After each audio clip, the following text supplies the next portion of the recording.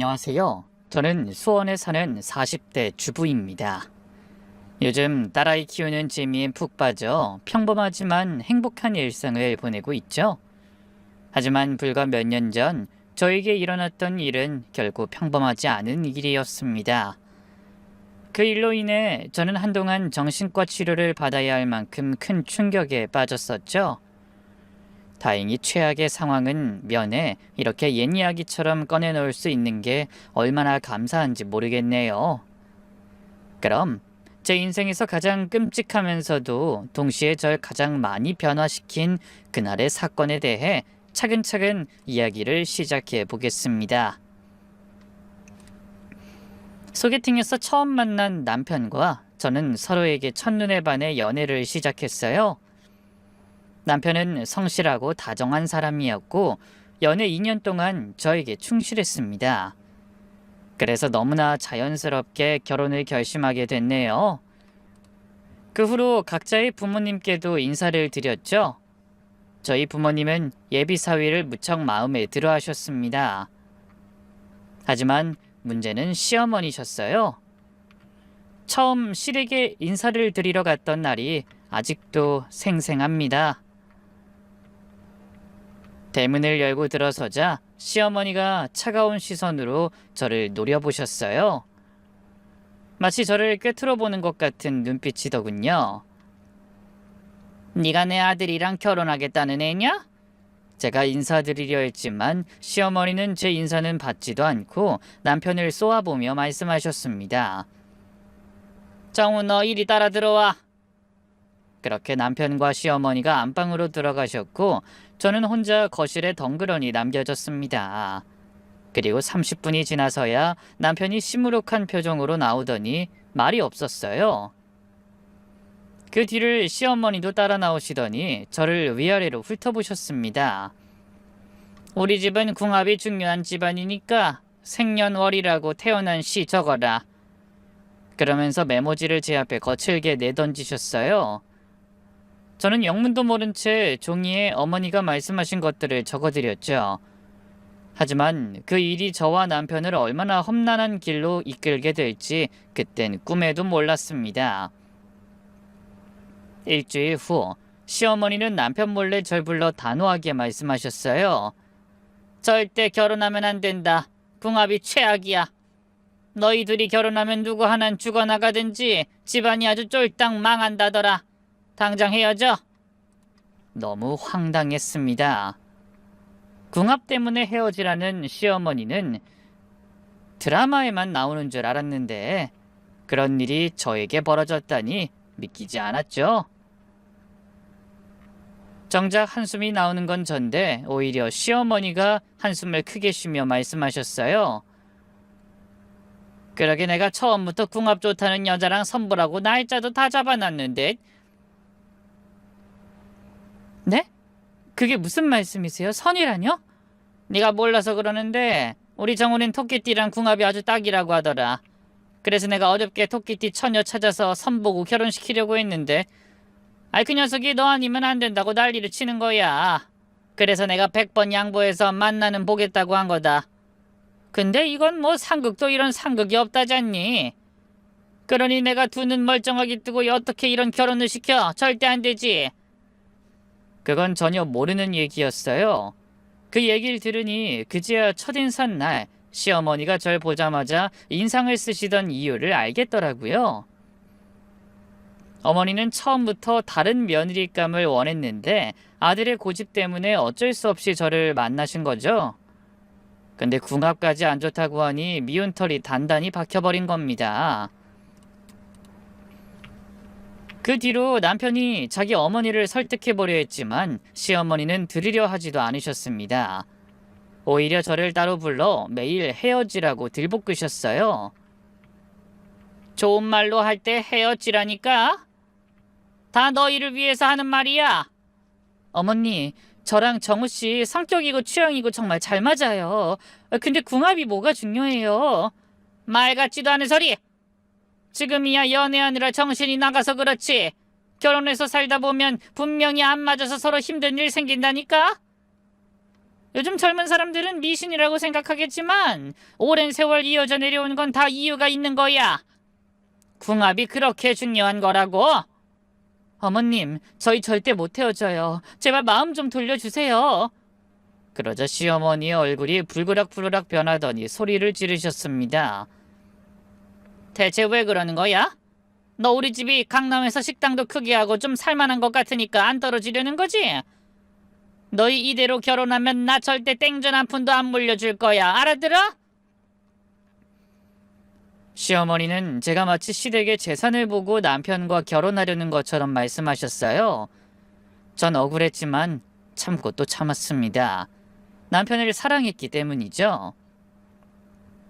결국 저와 시어머니 사이에서 갈등하던 남편은 결단을 내렸습니다.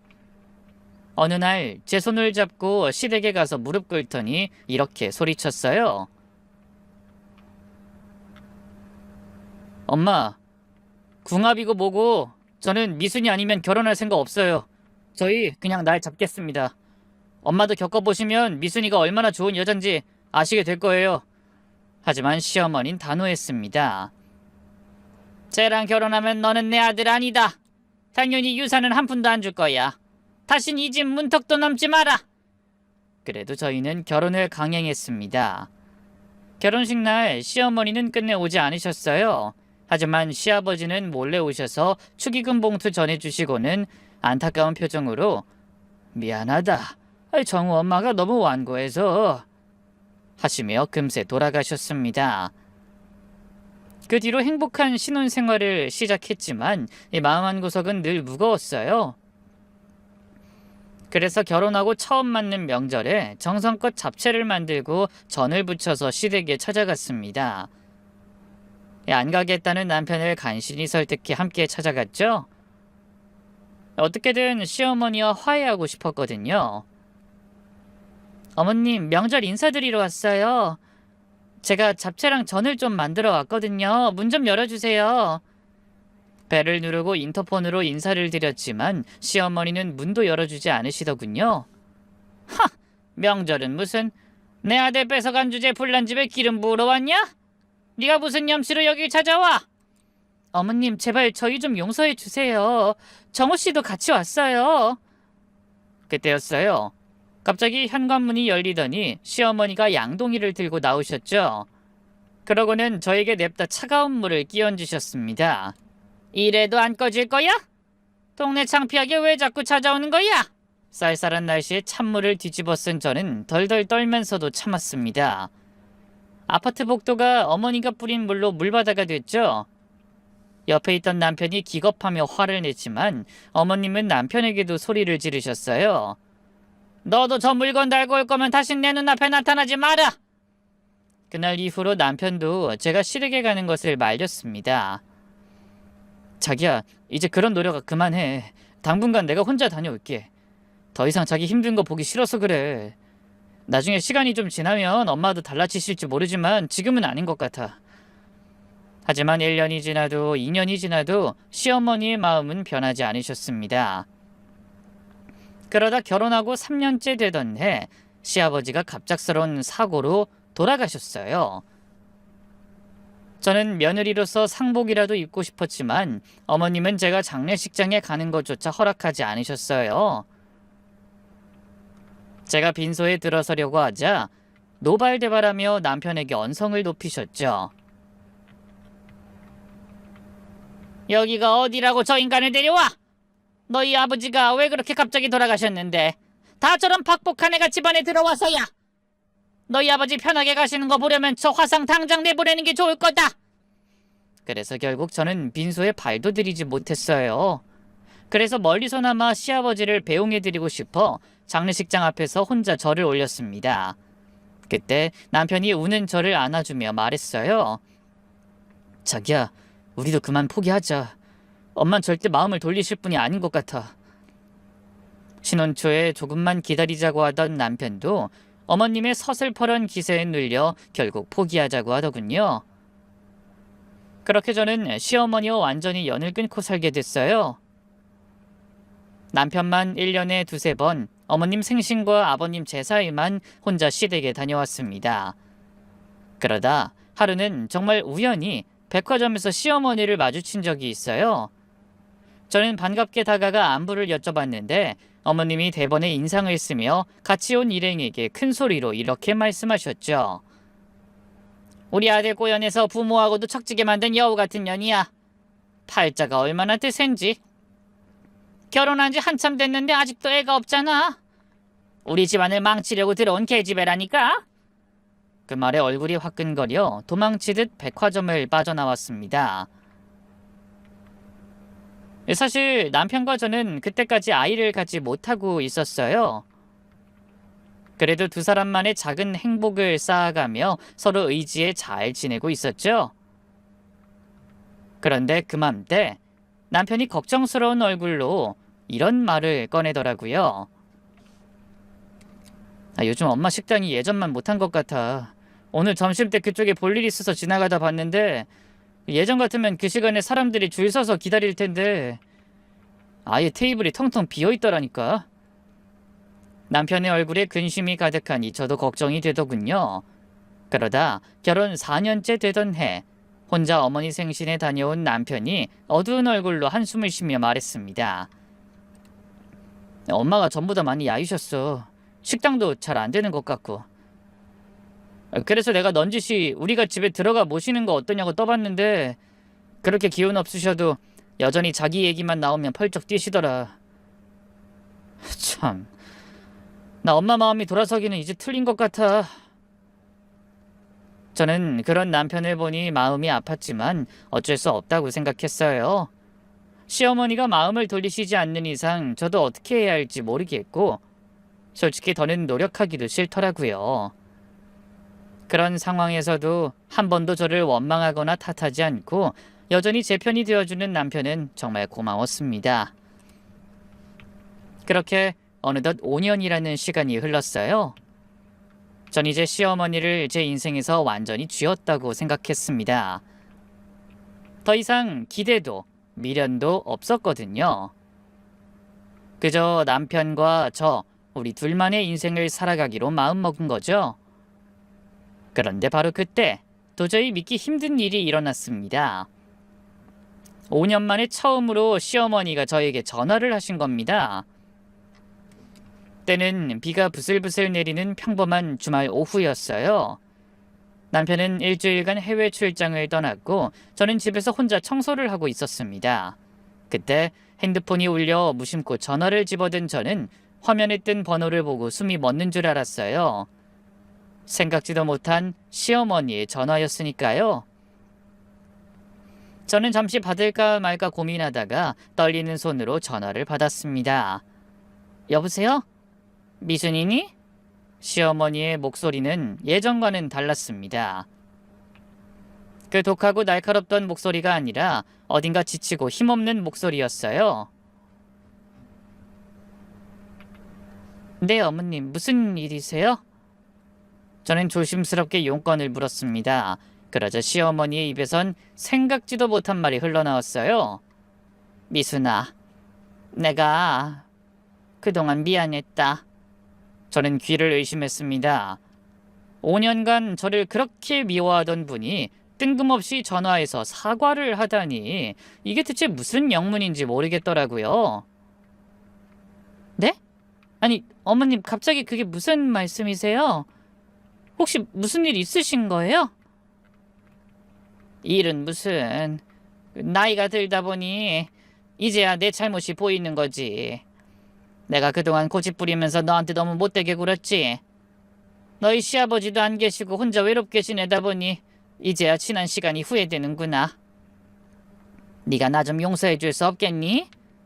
갑작스러운 상황에 말문이 막혔습니다. 이게 무슨 일인가 싶었죠. 하지만 제가 별말하지 않아도 시어머니는 계속 말씀하셨습니다. 이제라도 우리 잘 지내보자. 내가 이제 살아봤자 얼마나 더 살겠다고. 남은 세월 이렇게 외롭게 살아야 하나 싶어. 어머님 정말 어디 편찮으신 거 아니죠? 저도 너무 갑작스러워서. 그래, 당연히 놀랐겠지. 5년이나 내가 너를 어떻게 대했는데. 근데 미순아, 나도 이제 나이가 들어서 그런지 가족이 그립더라. 내 등살을 힘들어하던 정우도 불쌍하고 너도 그동안 많이 힘들었을 거야. 그러더니 대뜸 이런 말씀을 꺼내셨어요. 정우도 출장 갔다고 들었는데 너 혹시 시간 되면 오늘 우리 집에 올 수 있겠니? 너랑 직접 만나서 얘기 좀 하고 싶다. 그동안 내가 저지른 잘못도 사과하고 싶고. 하지만 저는 선뜻 대답하지 못했어요. 5년간의 상처가 전화 한 통으로 사라질 리 없었고 무엇보다 너무나 갑작스러웠거든요. 감사합니다, 어머님. 근데 정우 씨가 돌아오면 같이 뵙는 게... 아니야. 이건 나하고 너하고의 문제잖아. 그동안 우리 눈치 보느라 중간에서 정우가 얼마나 힘들었겠니? 그러니까 정우 없을 때 고부간의 문제 먼저 해결하는 게 맞는 것 같다. 정우 없이 우리끼리 만나서 허심탄회하게 얘기 좀 하자꾸나. 너무나 뜻밖의 제안에 놀랐지만 그렇다고 시어머니의 간곡한 부탁을 거절할 수도 없었습니다. 그래서 결국 그 제안을 받아들이게 됐어요. 네, 그럼 제가 잠시 후에 찾아뵐게요. 그래, 고맙다. 이따 5시쯤 어떠니? 내가 맛있는 거 준비해 놓을게. 전화를 끊고 나서도 한참을 멍하니 앉아 있었어요. 이게 꿈인가 싶기도 했고 한편으로는 불안하기도 했습니다. 정말 화해하고 싶으신 게 맞는 건지 의심이 들기도 했죠. 그때 남편에게서 전화가 걸려왔어요. 남편은 독일 프랑크푸르트에 있었는데 시차 때문에 한국은 오후지만 그쪽은 아침이었습니다. 하루를 시작하며 저에게 안부 전화를 한 거죠. 전 고민하다 어머니 이야기를 전했습니다. 여보, 어머님한테 전화가 왔었어. 뭐? 엄마가? 너한테 직접? 남편도 깜짝 놀라서 목소리가 높아졌어요. 응, 그동안 미안했다고, 화해하고 싶다고 하셔. 정말? 엄마가 그런 말씀을 하셨다고? 응, 이따가 맛있는 거 해놓겠다고 오라고 하시는데 가도 되겠지? 남편은 잠시 고민하더니 이렇게 말했어요. 뭐 엄마가 정말 마음을 바꾸신 것 같다. 하긴 뭐 요즘 많이 늙으신 것 같기도 해. 원래 나이 먹으면 마음이 약해지고 외로워진다고 하잖아. 아버지도 안 계시고 그러실 만도 한 것 같아. 네가 내키지 않으면 어쩔 수 없지만 뭐 가서 잘 얘기해 보는 것도 나쁘지 않을 것 같은데. 그래, 알았어. 가서 어머님이랑 잘 풀어볼게. 고마워. 그 다음 주에 나 한국 가면 어머니 모시고 식사 한번 하자. 아, 이제야 5년간의 냉전이 해결되는 건가? 그러면서 기분 좋게 웃더라고요. 그런 남편의 목소리를 들으니 무거웠던 제 마음도 좀 가벼워지는 것 같았어요. 사실 5년 넘게 그렇게나 절 미워하시던 분이 하루아침에 마음을 바꾸신다는 게 쉽게 믿어지지 않았거든요. 그래서 고민하고 있었는데 그저 순수하게 외로워서 그러실 거라는 남편의 말을 믿어보기로 한 겁니다. 잠시 후 저는 과일 바구니를 들고 시댁 현관 앞에 섰어요. 문득 몇 년 전 그곳에서 물벼락을 맞았던 기억이 떠올라 손이 떨렸습니다. 그래도 이번에는 정식으로 초대받은 것이니 그런 일은 없을 거라며 마음을 다잡았죠. 초인종을 누르니 곧 시어머니가 나오셨습니다. 오랜만에 본 시어머니는 많이 야위셨고 흰머리도 늘어있더군요. 어서 와라, 우리 며느리. 시어머니가 저를 우리 며느리라고 부르시다니 신기할 지경이었어요. 저만 보면 욕짓거리를 내뱉으시던 분이 맞나 싶더라고요. 안녕하세요, 어머님. 그래, 어서 들어와라. 집 안으로 들어섰는데 예전과는 분위기가 많이 달랐습니다. 의신연스럽다고 해야 할까요? 시아버지가 돌아가신 후로 집안이 많이 썰렁해진 것 같았어요. 배고프지? 오늘 비도 오고 해서 전을 좀 부쳤어. 식탁에는 이미 진수성찬이 차려져 있었어요. 해물탕에 갈비찜, 거기다 파전까지. 전 눈을 크게 뜨며 말했습니다. 어머님, 이걸 언제 다 하셨어요? 힘드셨겠네요. 무슨 잔칫날 같아요. 아유, 잔칫날이지. 내가 우리 며느리랑 5년 만에 단둘이 이렇게 밥을 먹는데 뭔들 못하겠니?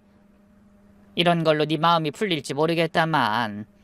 아니에요, 어머님. 너무 감사합니다. 어머님도 다 정우 씨 걱정해서 그러신 거라는 거 알아요. 이제라도 마음 풀어주셔서 정말 감사합니다. 그러자 시어머니는 환하게 웃으며 제 손을 덥석 잡으셨어요. 그래, 오늘 우리 두 여자 한잔하면서 마음 좀 터놓고 얘기해보자. 비도 오고 파전에 막걸리 생각이 나더라. 근데 어머님, 제가 사실 술을 전혀 못해서요. 에이, 그래도 화해주라고 생각하고 한번 마셔봐라. 우리 앙금 다 불고 새 출발하자는 의미로 주는 거니까. 그러더니 막걸리를 대접에 따르며 말씀하셨습니다. 미순아, 내가 정말 미안했다. 그동안 너한테 너무 심하게 굴었지? 음식까지 만들어 내한테 물이나 끼얹고. 생각해보니 내가 미쳤었나 봐. 어머님, 우리 이제 지난 일은 잊어요. 그래, 그러자. 건배하고 한 잔 시원하게 들이켜라. 그러면서 잔을 들어 건배하자고 하시더군요. 저도 어색하게 잔을 내밀었어요. 하지만 잔을 살짝 입에 대기만 하고 내려놨습니다.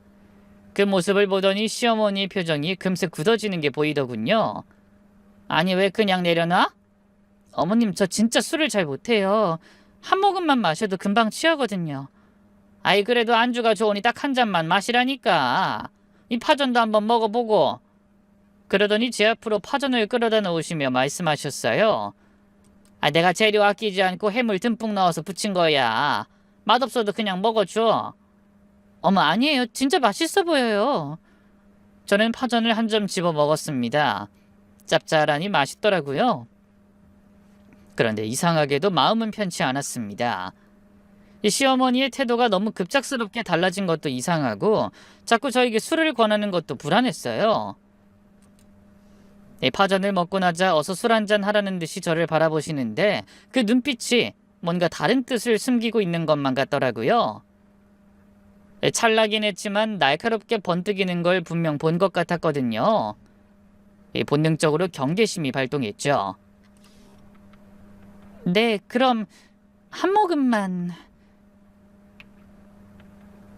저는 대접을 들어 다시 입술만 살짝 적시는 신용을 했습니다. 그러고는 파전을 먹으며 시간을 끌었어요. 그때 시어머니 핸드폰이 울렸습니다. 잠깐만. 어머님은 핸드폰을 들고 안방으로 들어가셨어요. 저는 그 틈을 타서 재빨리 막걸리를 옆에 있던 화분에 부었습니다. 그러고는 빈잔을 들고 마신 척 연기를 했죠. 시어머니가 다시 나오셨을 때 전 일부러 눈을 풀어 취한 척 했습니다. 어머님, 저 벌써 취한 것 같아요. 아니, 벌써? 한 잔밖에 안 마셨는데? 제가 원래 술이 정말 약하거든요. 머리도 어지러워요. 저는 괴로운 듯 머리를 감싸쥐다가 식탁에 엎드렸습니다. 눈은 감았지만 귀는 열어두고 시어머니의 반응을 살피면서요. 그러자 한참을 말이 없던 시어머니가 제 어깨를 흔들었습니다. 미순아! 미순아! 하지만 저는 대답하지 않고 깊이 잠든 척했습니다. 얘가 정말 벌써 잠들었나? 시어머니는 제 팔을 슬쩍 꼬집어 보기도 하셨어요. 아팠지만 꾹 참고 반응하지 않았죠. 바로 그때였습니다. 시어머니가 핸드폰을 꺼내더니 어딘가로 전화를 거는 소리가 들렸어요. 저는 귀를 쫑긋 세우고 대화 내용을 들었습니다. 여보세요? 박 도사님? 어머니가 은밀하게 속삭이듯 말씀하셨어요. 예, 지금 완전히 잠들었어요. 애가 술이 약하다고 들었지만 이 정도일 줄은 몰랐네요. 그래도 한 석 잔은 마셔야 취할 줄 알았는데 한 잔 마시더니 아주 인사불성이에요. 제가 술에 취하는 걸 왜 남한테 보고하고 있는지 모르겠더군요. 그 말에 더욱 불길한 예감이 들어 꼼짝하지 않고 계속 잠든 척했습니다. 이제 어떻게 하면 되죠? 예. 예, 알겠습니다. 기다릴게요. 근데 정말 이래도 되는 걸까요? 혹시 문제라도 되면... 네? 아니, 그건 안 되죠. 이대로 계속 가다가는 정말 집안이 망할지도 몰라요. 알겠습니다. 이미 시작한 일이니. 그렇게 알쏭달쏭한 통화를 마친 시어머니는 한숨을 쉬며 중얼거리셨어요. 이게 다 네가 자초한 일이야. 네가 없어져야 우리 정우도 다시 시작할 수 있고 나도 살 수 있어. 그렇게 말리면 관뒀어야지. 자업자득이니 나 원망하지 말아라. 그 말을 듣는 순간 온몸에 소름이 돋았습니다. 시어머니가 저를 해치려고 뭔가 엄청난 일을 꾸미고 있는 게 틀림없었어요. 그 사실을 깨닫자 견딜 수 없는 공포가 밀려왔습니다. 하지만 섣불리 움직일 순 없었어요.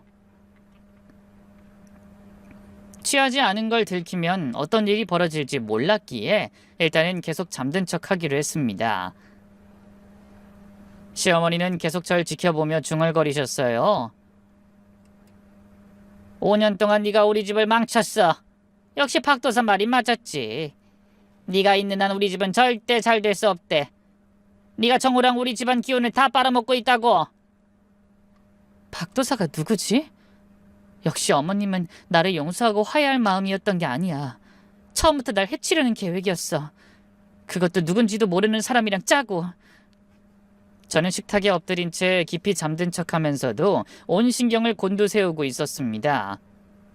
시어머니가 술이 약한 걸 알면서도 저에게 일부러 막걸리를 먹였다는 사실과 정체불명의 누군가와 그 얘기를 나누고 기다린다는 사실을 알게 됐으니까요.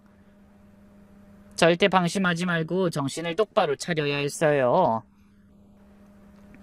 제가 막걸리를 화분해버린 건 정말 신의 한 수였습니다.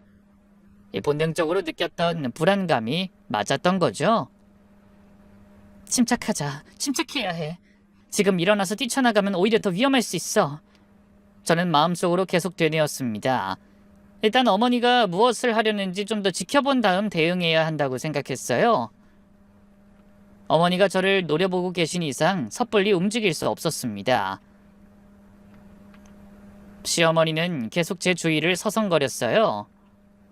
가끔 얼굴을 가까이서 들여다보기도 하고 숨소리를 확인하기도 하셨죠. 정말 깊이 잠들었네. 술이 진짜 약하긴 엄청 약하구먼. 근데 이 양반은 왜 이렇게 안 오는 거야?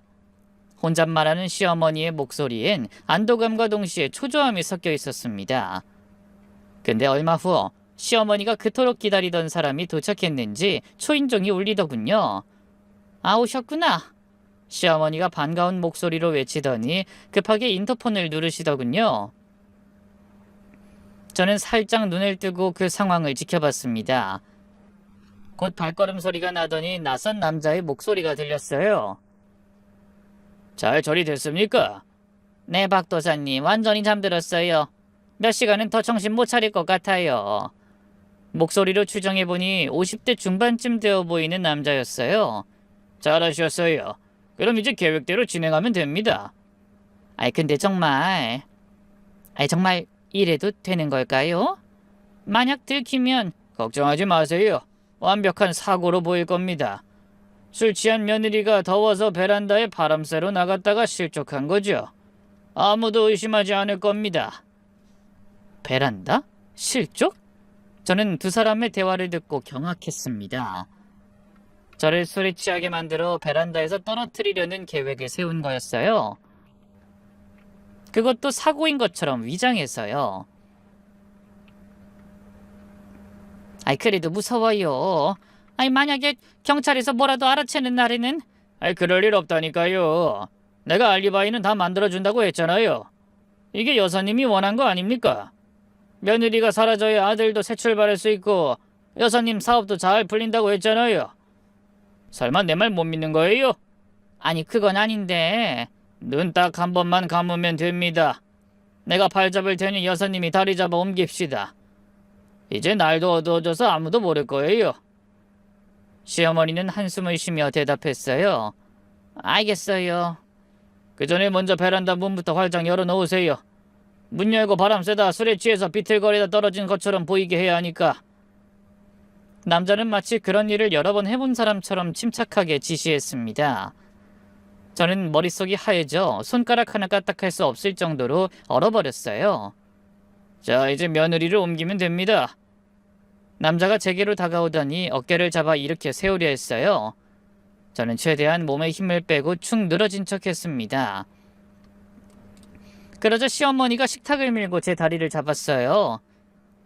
전 계속 잠든 척하면서도 속으론 어떻게 해야 할지 고민했습니다. 지금 바로 일어나서 도망쳐야 하나? 이럴 줄 알았으면 아까 어머니 혼자 계실 때 도망치는 건데. 오만 가지 생각과 후회로 머릿속이 복잡할 때 두 사람이 힘을 합쳐 절 들어보려고 했어요. 바로 그 순간이었습니다.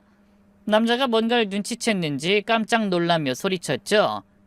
아니, 이 여자 눈이... 저도 모르게 두려움으로 눈꺼풀이 파르르 떨렸던 겁니다. 이 여자 잠든 게 아닌 것 같아요. 깨어있는 것 같은데요? 뭐라고요? 시어머니가 화들짝 놀라서 제 얼굴을 가까이 들여다보는 것 같았어요. 저는 더 이상 참을 수 없어 눈을 번쩍 뜨고 일어나며 외쳤습니다. 지금 뭐 하시는 거예요? 갑작스러운 상황에 남자가 깜짝 놀라며 뒤로 물러났어요. 시어머니도 얼굴이 하얗게 질려서 소리쳤죠. 너 깨어 있었어? 그래요. 처음부터 다 알고 있었어요. 막걸리도 안 마셨고 당신들 대화도 다 들었다고. 이런... 남자의 얼굴에도 당황한 기색이 역력했습니다. 시어머니는 놀라서 입을 틀어막으며 말했어요.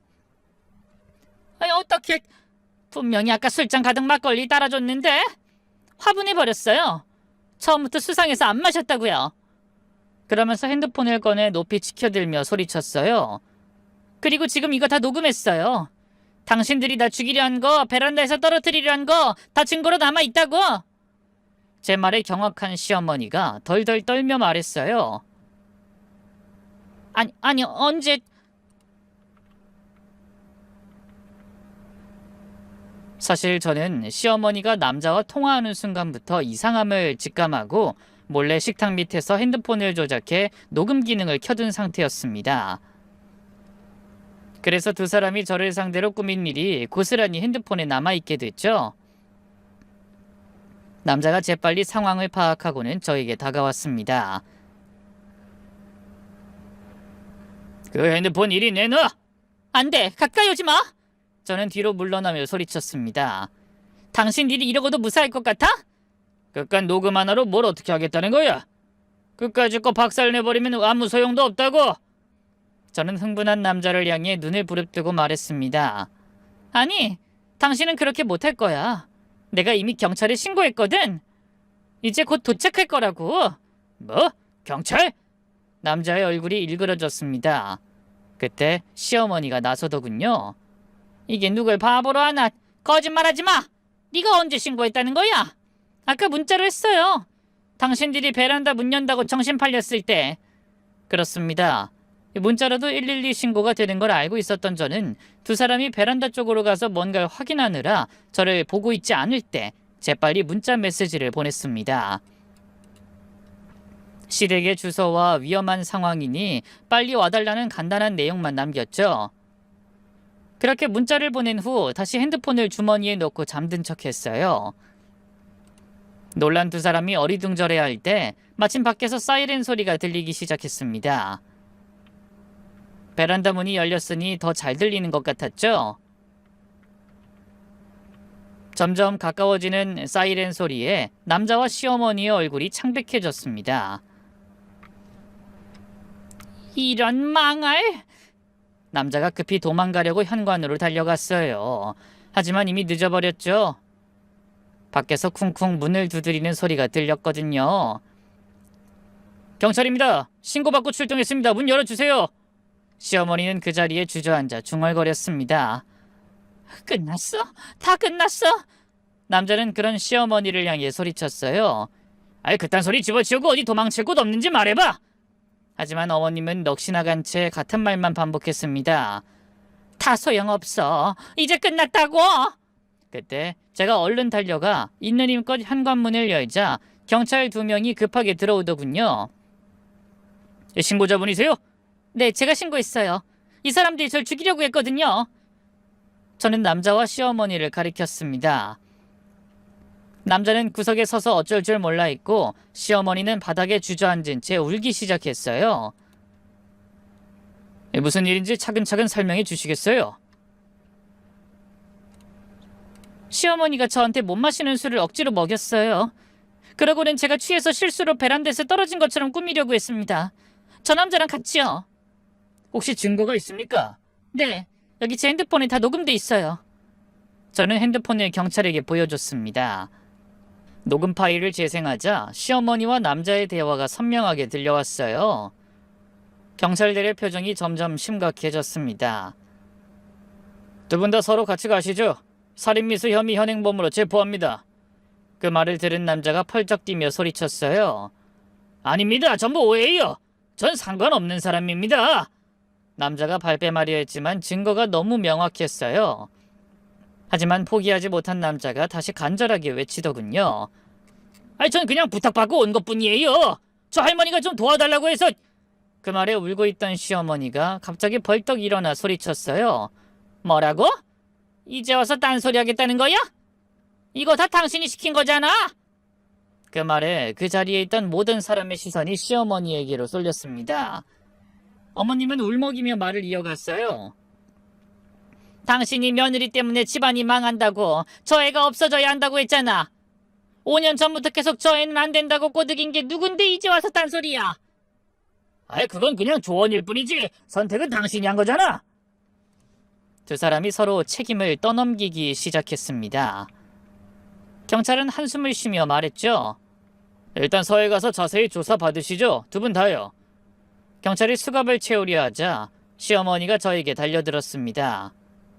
이게 너 때문이야. 네가 우리 집에 들어온 후로 되는 일이 없다고? 어머님 제발 그만하세요. 저는 시어머니를 피하며 소리쳤습니다.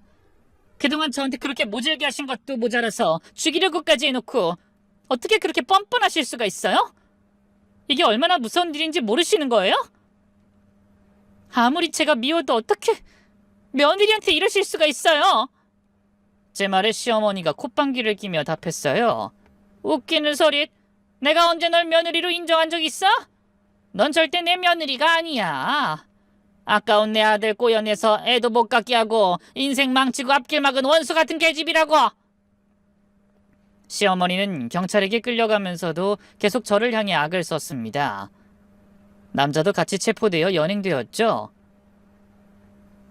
그 남자는 끝까지 자신은 그저 상담만 해준 거라고 주장했지만 녹음 파일에는 남자가 구체적인 방법을 지시한 내용이 다 들어있었죠. 두 사람이 먼저 경찰차를 타고 떠난 뒤 저도 택시를 타고 그 뒤를 따랐어요. 온몸에 힘이 풀리고 현기증이 나서 창문에 머리를 기댄 채 한숨을 쉬었습니다. 그리고 조금 전에 벌어진 일들을 되짚어봤어요. 정말 아슬아슬한 상황이었죠? 만약 제가 어머니가 건넨 막걸리를 마시고 술에 취해 경찰에 신고하지 못했다면 저는 그 순간 이 세상 사람이 아니었을지도 모릅니다. 그때 핸드폰이 울렸습니다. 남편이었어요. 자기야, 엄마랑 얘기 잘하고 있어? 둘이 화해했을 거라고 생각하니까 너무 기분이 좋다. 그런 남편의 목소리를 듣고 전 결국 참아왔던 울음을 터뜨리고 말았습니다. 여보? 여보? 아니, 당신 지금 우는 거야? 왜 그래? 무슨 일이야? 어머니가 나를 해코지하려고 했어. 남편은 깜짝 놀라서 소리쳤죠. 뭐? 해코지라니? 그게 무슨 소리야? 저는 울면서 모든 상황을 설명했고 남편은 할 말을 잃었는지 한동안 침묵했어요. 자기야, 미안해.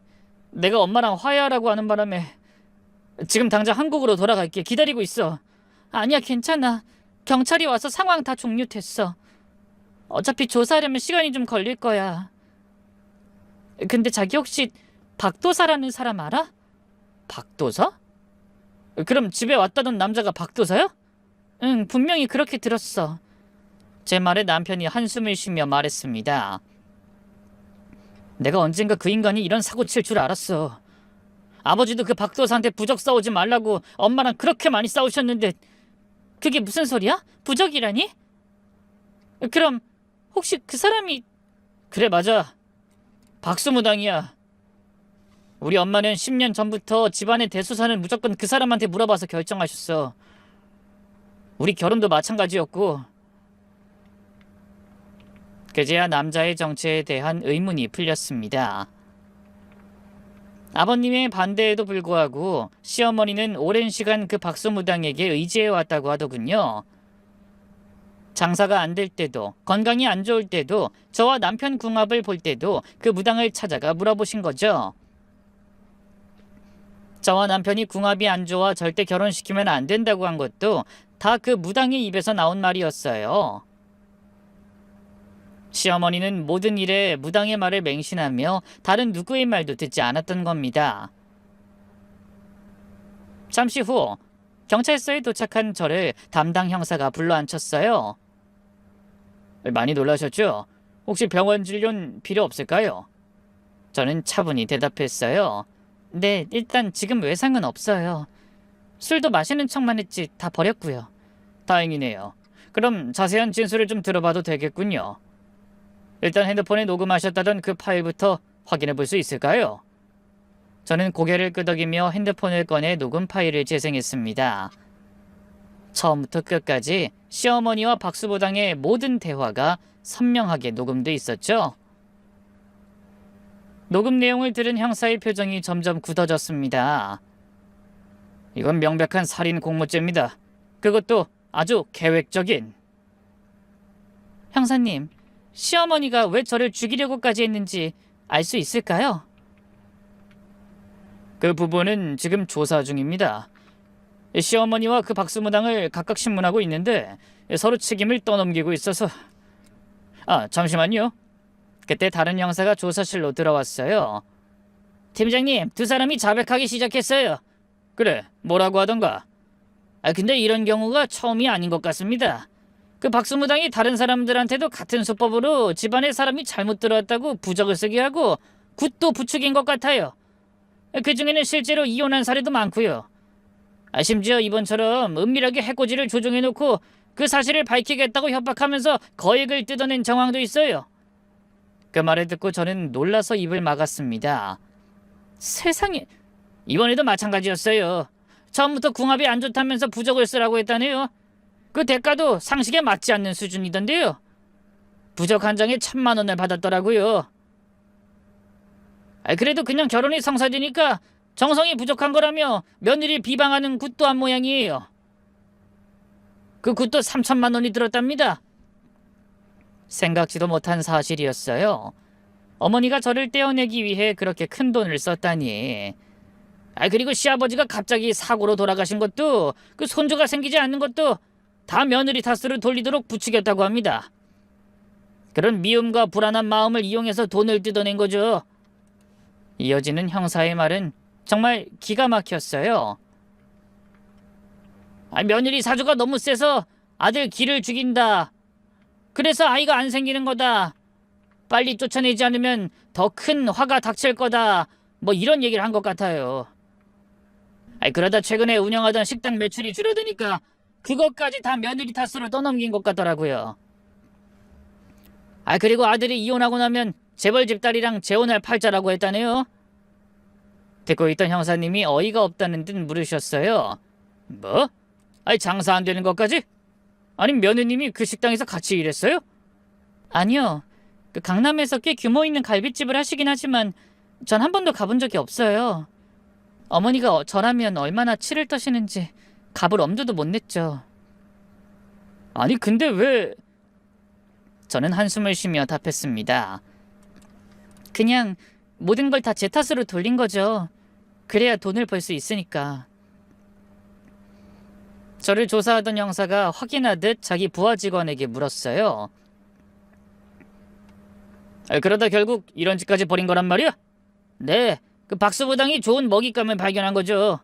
마침 시어머니가 갈비집이 잘 안 된다고 걱정하며 물으니까 며느리가 집안의 기운을 맡고 있어서 장사가 안 되는 거라고 한 것 같아요. 팔자 드센 사람이 복을 빼앗아 가는 거라면서. 며느리가 없어야 집안에도 복이 들어오고 아들도 새장가래 가서 애 낳고 잘 살 거라고. 그래서 자기가 얻는 건 뭔데? 뭐 이번 일 도와주고 대가를 받기로 한 거죠. 이렇게까지 한 이유가 사실 그 박수부당이 얼마 전에 도박으로 빚을 많이 지고 사채업자들한테 시달림을 당하고 있었나 봐요. 어이가 없어서 헛웃음이 나왔어요. 어머니는 박수부당의 말만 믿고 그토록 저를 미워하셨던 겁니다. 그것도 근거 없는 모략에 속아서요. 형사가 확인하듯 다시 한번 물었어요. 그럼 처음부터 사기였단 말이야? 네, 알아보니까 저 인간 무당하기 전에 사기 전과 3범이었어요. 마지막으로 추록한 뒤에 갑자기 신을 받았다고 하면서 법당을 차리고 사람들의 불안과 미신을 이용해서 돈을 번 겁니다. 그러다 급기야 살인까지 부추기고요. 저는 할 말을 잃었어요. 제 5년간의 고통이 전부 한 사기꾼의 조작 때문이었다니. 아득해지는 정신을 수습하며 형사를 향해 물었습니다. 저희 시어머니 뭐라고 하시나요? 완전히 무너지셨어요. 자기가 속았다는 걸 이제야 깨달으신 것 같아요. 박수부당의 전과 사실이랑 전 피해자들의 사례를 듣고 계속 우시더라고요. 그럴 만도 한 게 지난 10년간 그 박수무당한테 들어간 돈이 3억이 넘는답니다. 저는 귀를 의심하며 떨리는 목소리로 되물었어요. 3억이요? 네. 집안 크고 작은 대소사가 있을 때마다 다 의논했고 그럴 때마다 지속적으로 여러 가지 명목으로 돈을 뜯겼습니다. 근데 사실 맞는 건 하나도 없는 거죠. 저는 씁쓸한 웃음이 나왔습니다. 저에 대한 시어머니의 미움은 전부 거짓과 편견으로 쌓아 올린 징후였던 겁니다. 무당은 그런 어머니의 마음을 이용해 자신의 배를 불렸고요. 다음 날 경찰에 다시 가보니 형사가 이런 말을 하더군요. 어제 늦은 시간까지 조사한 결과 박수무당의 여죄가 많이 밝혀졌어요. 현재 사기, 공갈, 살인 공모 등 최소 10년 이상의 형을 받을 것 같습니다. 저희 시어머니는요? 이 살인 미수죄는 피할 수 없을 것 같습니다. 이 박수무당에게 세뇌당한 정황이 인정되면 형량이 좀 줄어들 수는 있겠지만 그래도 실형은 피할 수 없을 겁니다. 그때 밖에서 요란한 소리가 들려왔어요. 저 우리 며느리 좀 만나게 해주세요. 할 말 있어요. 시어머니의 목소리였어요. 그 소리를 들은 형사가 밖으로 나갔다 다시 안으로 들어왔습니다. 시어머니가 꼭 할 말이 있다고 하시는데 만나시겠습니까? 저는 잠시 고민했습니다. 솔직히 만나고 싶지 않았지만 무슨 할 말이 있다는 건지 궁금한 마음도 들었어요. 네, 만나볼게요. 잠시 후 수갑을 찬 시어머니가 들어오셨어요. 하룻밤 사이에 10년은 늙으신 것 같았죠. 백발이 더 하얗게 보였고 얼굴은 초췌했습니다. 미순아, 제 이름을 부른 시어머니가 갑자기 눈물을 펑펑 쏟기 시작했습니다. 미안하다. 정말 미안해. 내가 바보였어. 그 사기꾼한테 속아서 너한테 그렇게 못되게 굴고. 시어머니는 계속 울면서 말씀하셨어요. 난 그냥 그 인간 말만 믿고 네가 우리 집을 망친다고 생각했어.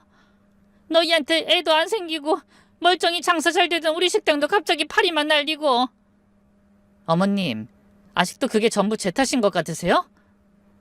아니다. 내가 어리석었어. 그런 사기꾼 범죄자한테 속아서 3억이 넘는 돈을 주고 결국 이 나이에 이렇게 감옥까지 가게 생겼구나. 아가, 내가 잘못했다. 충분히 후회하고 반성하고 있어. 그러니 나 좀 봐주면 안 되겠니? 뭐라고요? 난 그래도 정우엄이 아니냐. 아무리 미워도 시어미를 감옥에 보내는 며느리가 세상에 어딨니? 그 말을 듣는 순간 어머님을 만나겠다고 한 걸 후회했어요. 어머님은 저에게 진심으로 용서를 구하고 싶어서가 아니라 단지 자신이 받은 처벌을 피하고 싶어 만나려고 한 겁니다. 실망스러운 마음이 파도처럼 밀려오더라고요.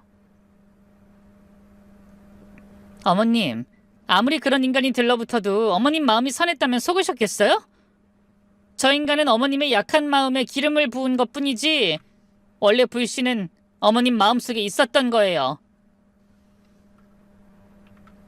뭐? 아니, 그런 게 아니라 어머님은 아직도 뭘 잘못하셨는지 전혀 모르시는 것 같아요. 뭐든 다 남 탓으로 돌리면 속이 편하세요? 이번 일도 전부 그 무당 핑계를 대고 싶으시죠? 탓을 하는 게 아니라 사실이라니까. 어머니가 모르시는 거 몇 가지 말씀드릴까요? 저희가 아이를 못 가지는 건 제 탓이 아니에요. 결혼하고 3년이 지나도 애가 안 생기길래 검사해봤더니 정호 씨가 무정자증이었어요. 물론 정호 씨도 몰랐던 것 같더라고요. 제 말에 시어머니가 눈을 크게 뜨며 놀라시더군요. 그게 무슨 소리야? 정우가? 네. 그래서 저희 애 없이 둘이 잘 살기로 마음먹었는데 왜 가만히 있는 저한테 그런 말도 안 되는 죄까지 덮어씌우세요? 그리고 장사 안 되는 거요? 그것도 정말 뭐가 문제인지 모르겠어요? 하지만 시어머니는 정말 영문을 모르겠다는 듯 고개를 저으셨어요. 그동안 제가 회사 사람들이며 동창이며 어머님 식당을 얼마나 홍보했는지 아세요? 제 지인들은 모임이 있으면 무조건 어머님 갈비집으로 가곤 했어요. 근데 다들 하나같이 그러더라고요. 아버님 돌아가시고부터 가게가 엉망이라고요. 아버님이 관리하실 땐 식당도 깨끗하고 직원들도 친절하고 음식도 푸짐하고 맛있었다고요. 근데 어머니가 혼자 관리하기 시작하면서 위생도 엉망, 직원도 불친절, 음식은 짜고 양은 줄고 다들 불만이 장난 아니었어요. 뭐라고? 그러니 당연히 손님이 줄죠. 거기다 길 건너에 깨끗하고 맛있는 갈비집 새로 생겼다는데 누가 굳이 어머님 식당에 가겠어요? 잘못을 남한테서 찾기 전에 어머니가 좀 더 열심히 하셨어야 한다는 생각은 안 해보셨죠? 제 말에 시어머니는 말문이 막힌 듯 눈물만 흘리셨습니다. 그건 다 직원들이... 아니요. 멍청한 선장은 배를 산으로 몰게 되어 있어요. 며느리 탓, 직원 탓, 무당 탓만 하기 전에 어머님 스스로를 좀 돌아보세요. 저의 날카로운 외침에 시어머니는 무너지듯 주저앉으셨어요. 물론 무당이 잘했다는 건 아니었습니다. 그런 파렴치한 사기꾼은 반드시 엄중한 처벌을 받아야 한다고 생각했죠. 하지만 무당에게 떡밥을 던져주고 그 말도 안 되는 속임수에 넘어가 휘둘린 건 어머니의 탓도 크다고 생각했습니다. 그래서 어머니가 아무리 눈물 콧물 쏟으며 매달려도 저는 단호하게 돌아섰어요. 등 뒤로 후회하며 울부짖는 목소리가 들려왔지만 동요하지 않았죠. 내가 왜 그랬을까? 왜 그런 말을 했을까? 네가 그렇게 잘하려고 노력했는데. 하지만 후회해도 소용없는 일이었어요.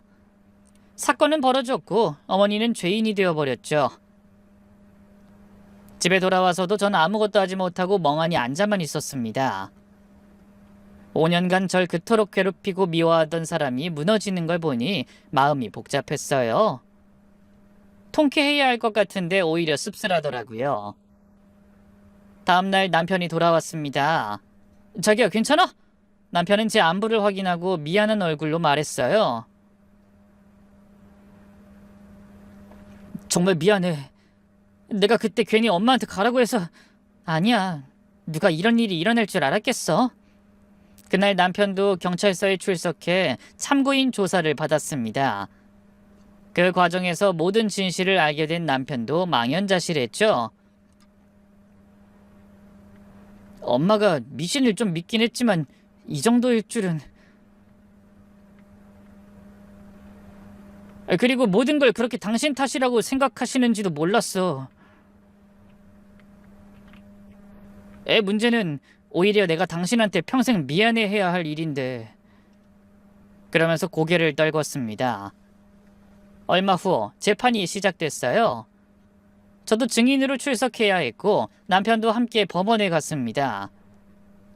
법정에 들어서니 피고인석에 앉아있는 시어머니와 박수무당의 모습이 보이더군요. 어머님은 수의를 입고 계셨는데 그 사이에 더욱 야유신 것 같았습니다. 재판이 시작되고 3차까지 이어지는 치열한 공방 끝에 결국 선고가 내려졌죠. 박수무당에게는 사기, 공갈, 살인미수, 교사 등의 혐의로 징역 18년이, 시어머니에게는 살인미수 혐의로 징역 4년이 선고됐습니다. 판결문을 들은 어머니는 그 자리에서 오열하셨어요. 그 나이에 감옥에서 노년을 보내게 되리라고는 생각지도 못한 것 같았습니다.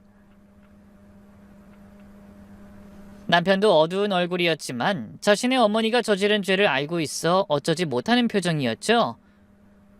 저는 그런 남편의 손을 꼭 잡아줬습니다.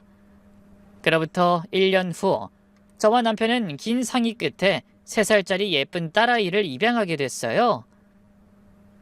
시어머니의 일로 상처받은 저희 부부에게 아이의 웃음은 다른 무엇보다 좋은 치료제가 되어줬죠. 이 사람에게 받은 상처는 사람으로 치료해야 한다는 말이 있던가요? 저는 딸을 만나고 나서야 그 말의 뜻을 이해하게 됐습니다. 그 사건의 충격으로 정신과 다니며 인간에 대한 불신으로 힘들어하던 제가 딸아이의 천사 같은 마음과 해맑은 웃음으로 상처를 극복해 나가고 있으니까요. 시어머니 사건 이후로 정막이 흐르던 저희 집은 이제 딸아이의 웃음이 끊이지 않는 따뜻한 가정이 되었습니다. 남편도 좋은 아빠가 되기 위해 최선을 다했고 저도 아이를 위해서라면 뭐든 할 준비가 되어 있는 진짜 엄마가 되었어요. 이제 이런 사랑이 넘치는 울타리 안에서 저와 남편도 시어머니에 대한 미움과 원망을 내려놓기로 했어요. 그저 아이를 위해 행복한 마음만 간직한 채 살아가기로 다짐했거든요. 부디 여러분도 어렵게 찾은 저희 세 식구의 행복이 오래도록 이어질 수 있도록 따뜻한 조언과 응원의 한 말씀 남겨주시길 부탁드리겠습니다. 그럼 오늘 제 사연을 함께 해주신 여러분의 가정에도 끊이지 않는 웃음이 가득하시길 기원하며 전 이만 인사드리겠습니다. 감사합니다.